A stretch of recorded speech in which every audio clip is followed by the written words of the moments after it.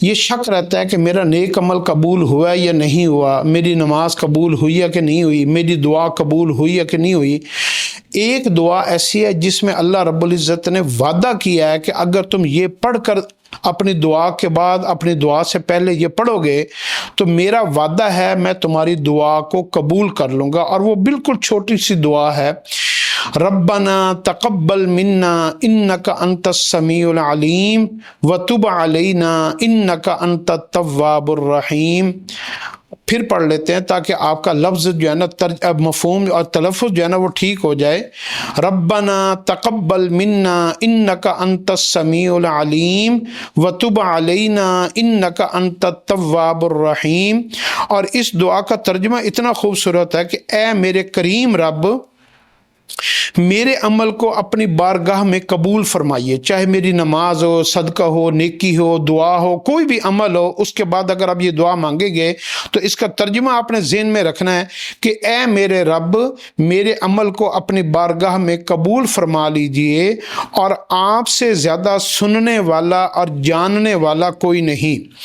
تو اللہ ہی ہماری دعاؤں کو قبول کرنے والا ہے۔ تو ہمارا کوئی بھی زندگی میں ایک عمل بھی ایسا نہیں ہوتا جو اللہ کی شایان شان ہو۔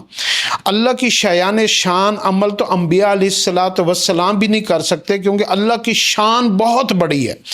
لیکن انسان جب اپنے جیسا بھی وہ عمل کرتا ہے اور اس کے اوپر اس کو شرمندگی ہوتی ہے کہ میں اللہ کی شایان شان عمل نہیں کر سکا، تو اللہ کو یہ بات بڑی پسند آتی ہے کہ اس کو اپنی کمزوری کا احساس ہے۔ جیسے کوئی بادشاہ کسی فقیر کے گھر چلا جائے اور فقیر کے گھر میں کھانے کے لیے بہت سوکھی روٹیاں ہوں اور کچھ ایسا خاص چیز بھی نہ ہو، اور وہ فقیر جو ہے نا بادشاہ کی خدمت پہ لگ جائے اور وہ فقیر بادشاہ کے آگے کھانا رکھے، سوکھی روٹیاں اور عجیب سا جو ہے نا سالن، اور جو بادشاہ کی شان کے بالکل خلاف ہو، تو فقیر کو اس بات کی خوشی نہیں ہوتی کہ میں نے بادشاہ کو کھانا کھلایا۔ فقیر کو اس بات کی ندامت ہوتی ہے کہ میں بادشاہ کی شایان شان اس کو کھانا نہیں کھلا سکا، میں اس کی شایان شان بیٹھنے کی جگہ اس کو نہیں دے سکا، میرا گھر اتنا بسیدہ اور پرانا اور اتنا ہلکا تھا کہ میں وہ بادشاہ کی شایان شان نہیں تھا۔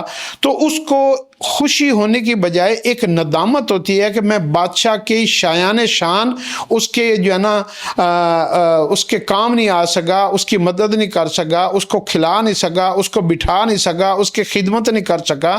تو اس دعا کا ترجمہ یہی ہے کہ یا اللہ، میرے عمل کو محض اپنی رحمت سے قبول فرما لے۔ میرا عمل یا اللہ تیری شایان شان میں نہیں کر سکا، میرا عمل کھوٹا ہے، کمزور ہے۔ تو اس دعا کو اپنی زندگی کا اگر آپ حصہ بنا لیں گے تو آپ کو آپ کی زندگی کے سارے نیک اعمال قبول کر لیے جائیں گے اور برائیوں سے آپ کی حفاظت ہوگی، حتیٰ کہ آپ کی کوئی دعا بھی رد نہیں ہوگی۔ یہ اس کا نسخہ ہے، اس کو اپنی زندگی کا حصہ بنائیں۔